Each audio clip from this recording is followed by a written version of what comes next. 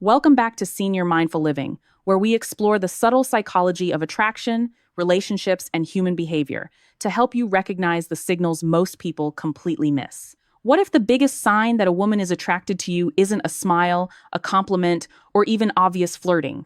What if it's hidden inside two simple questions that most men over 50 dismiss as ordinary conversation? Stay with me, because once you understand the psychology behind these questions, you may start noticing something you have overlooked for years. Have you ever walked away from a conversation with a woman and only later thought, wait a minute, why did she ask me that? Maybe she seemed unusually curious about your personal life. Maybe she wanted to know whether you were seeing anyone, how you spent your free time, or what you wanted from the next chapter of your life. At the time, it may have sounded completely casual, but sometimes the questions people ask reveal more than the answers they give. And if you've ever realized months or even years later that someone may have been interested in you, you're certainly not alone. So tell me in the comments, have you ever looked back on a conversation and suddenly realized a woman may have been giving you a signal you completely missed? Share what happened. Your story might help another man recognize something he has been overlooking too. There is something especially important to understand about attraction after 50. Many men assume that as they get older, romantic attention becomes less obvious or disappears altogether. But attraction doesn't necessarily disappear with age. It often becomes more nuanced. People have more life experience, more emotional history, and usually more reasons to be careful about who they allow into their lives. A mature woman may not want to rush towards someone simply because there is chemistry. She may want to understand who he is first. Is he emotionally available? Is he genuinely interested in connection?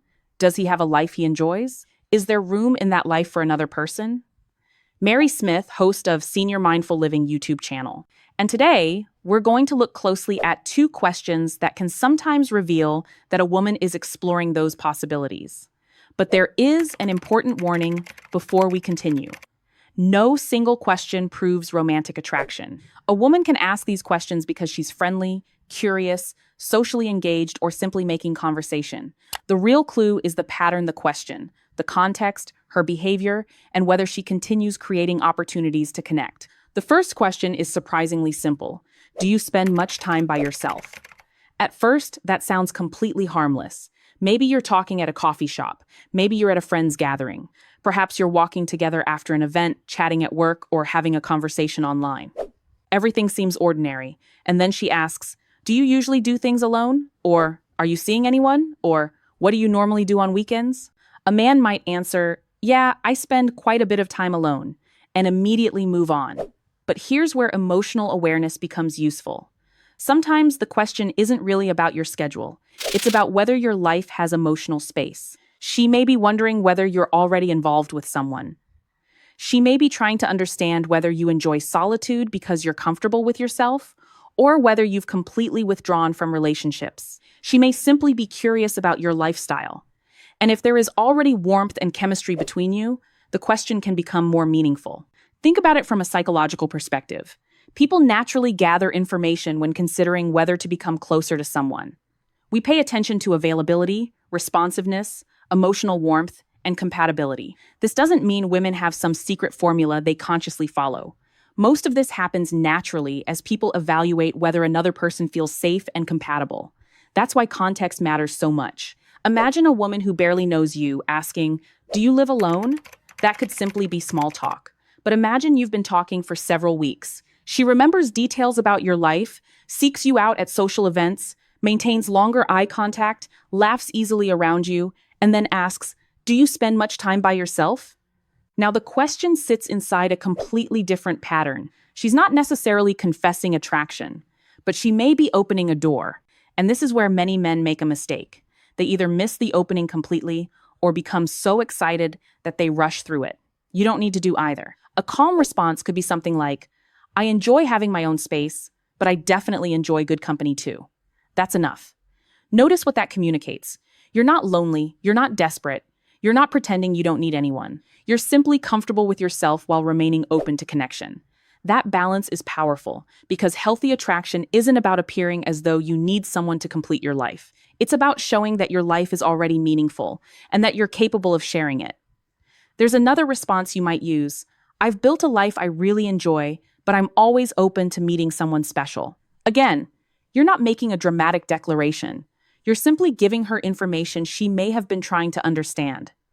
Now, here's where the story gets interesting. Suppose a woman asks you that question, and you answer warmly. Then she doesn't immediately change the subject. Instead, she begins asking more about your interests, your weekends, your travels, your family, or the things you enjoy doing. Pay attention. The individual question may mean very little, but increasing curiosity can mean much more. This is why you shouldn't obsess over individual signs. Attraction isn't a mathematical equation where one question equals romantic interest. Instead, look for consistency. Does she remember things you've told her? Does she initiate conversations? Does she seem interested in your world rather than simply talking about herself?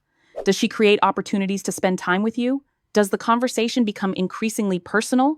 Those patterns are far more informative than one isolated question. And then comes the second question. What are you looking for these days? This one can feel surprisingly personal. She might phrase it differently. What are you hoping for at this point in your life? What are you focused on these days? Are you looking for a relationship? What matters most to you right now? What do you want from your next chapter? The wording changes, but the underlying subject is similar. Direction. She's trying to understand what kind of life you're building and what you value. And here's something important. Don't turn this into a performance. You don't need to tell her that you have everything figured out. You don't need to list your achievements, investments, career accomplishments, or possessions. In fact, trying too hard to prove your value can sometimes have the opposite effect. Instead, answer honestly. Maybe you're looking for companionship. Maybe you want someone to travel with. Maybe you're interested in a committed relationship. Maybe you're not sure yet, but you're open to meeting someone and seeing where things naturally develop. There is nothing wrong with saying that. Emotional maturity isn't pretending to have every answer. It's being honest about where you are. For example, you could say, at this stage of my life, I'm looking for something genuine. I enjoy my independence, but I'd love to share meaningful experiences with the right person. Or simply, I'm interested in getting to know someone naturally and seeing whether there's real compatibility. That's confident without being rehearsed. Now consider what happens psychologically when you answer this way. You're giving her clarity, and clarity reduces uncertainty. Research in relationship psychology has repeatedly emphasized the importance of responsiveness, trust, emotional security, and perceived partner availability in developing close relationships. People are generally more willing to become vulnerable when they believe the other person will respond with understanding, rather than rejection or judgment. That means your tone can matter as much as your words. You could say the perfect sentence with a defensive tone and create distance. Or you could say something simple with warmth, eye contact, and relaxed confidence and create connection. This is why attraction is rarely just about what you say. It's about the emotional experience surrounding the words. Imagine a man named David. He's 58 and recently started attending a local community class. He meets a woman named Linda, and they begin talking after class. At first, their conversations are casual. She asks about his hobbies, he asks about hers. Nothing dramatic happens. A few weeks later, she asks, "So, do you usually do things by yourself?" David laughs and says, "Quite a bit. I've learned to enjoy my own company, but I'm not against having someone great to share things with."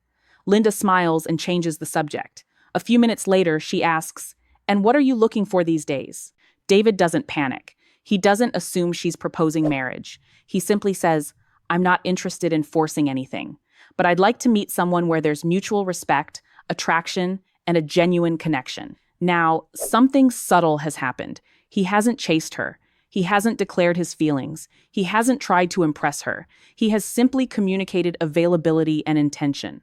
That's emotional confidence. And perhaps the most attractive part is that he didn't need to become someone else to create it. Now, here's the practical exercise I want you to try. The next time someone asks you a personal question, don't immediately rush to answer and move on. Pause for 1 second.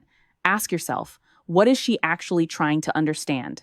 Not because you should become suspicious or start decoding every word, but because curiosity improves communication. Then answer the actual question honestly. If she asks whether you spend a lot of time alone, don't automatically assume she's flirting. Tell her the truth.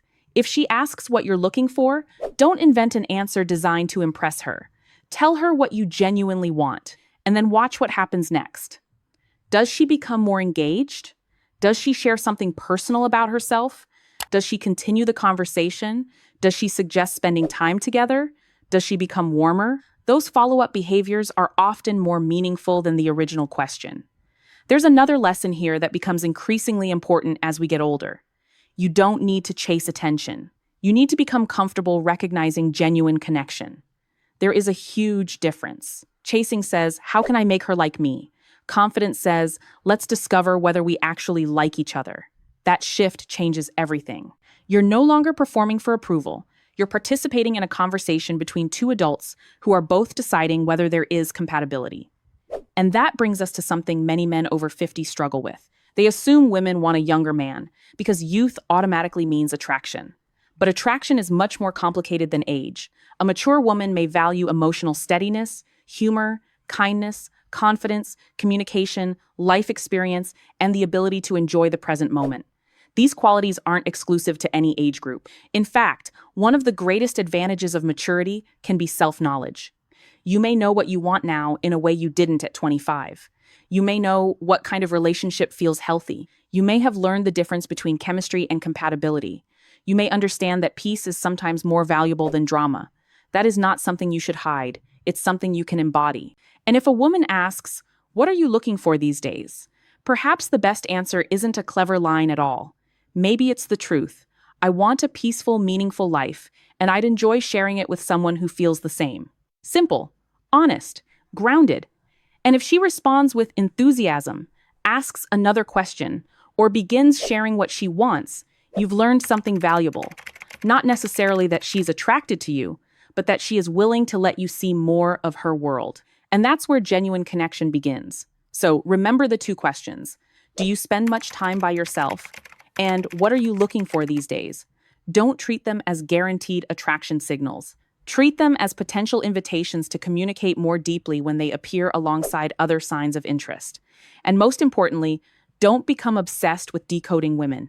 Talk to them, listen to them, notice patterns, be honest, give people room to express themselves.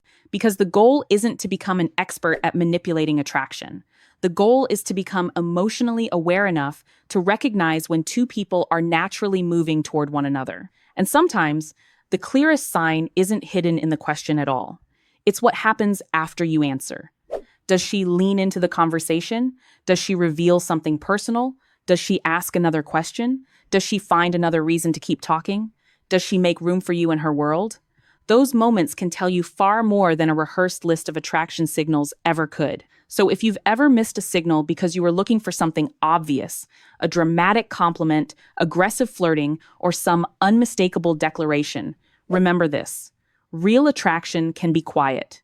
Connection can begin with curiosity. And sometimes, a seemingly ordinary question is simply one person gently asking another, is there room for me in your life? If this video made you think about a conversation you've had recently, tell me in the comments. I see the signs. And if you have your own story about realizing someone was interested only after the fact, share it. You never know who might recognize their own experience in your story. If you found this useful, like the video, share it with someone who might benefit from it, and subscribe to Senior Mindful Living for more conversations about psychology, relationships, emotional connection, and the subtle behaviors that shape our lives. Because getting older doesn't mean becoming invisible. Sometimes it simply means learning to recognize the things you were too busy to notice before.